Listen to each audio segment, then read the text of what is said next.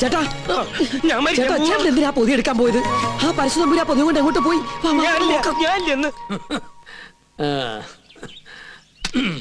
ചവയ്ക്കാൻ കൂടണോ? പിന്നെന്താ കൂടാലോ. ഒരു രസാണ് ഊണ് കഴിഞ്ഞിട്ട് ഒന്ന് ചവയ്ക്കണത്. എന്താ ഇത്? ശിവ ശിവ, എന്തായി കാണണേ? പരശുതമ്പൂരി മാംസം ഭക്ഷിക്ക?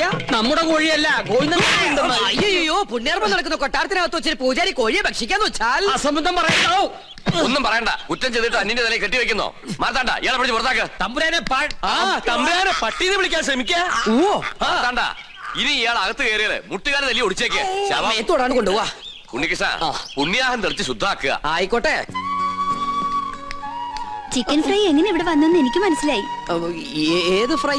വെറുതെ ആ പാവത്തിന് തല്ലു വിളിച്ചില്ലേ? ഇതൊന്നും ഈശ്വരൻ പൊറുക്കില്ല കേട്ടോ. പാവോ അയാളാ. ഈ കൊട്ടാരം എങ്ങനെ കുളം തോണ്ടാന്ന് ഗവേഷണം നടത്തിക്കൊണ്ടിരിക്കുകയാണ്.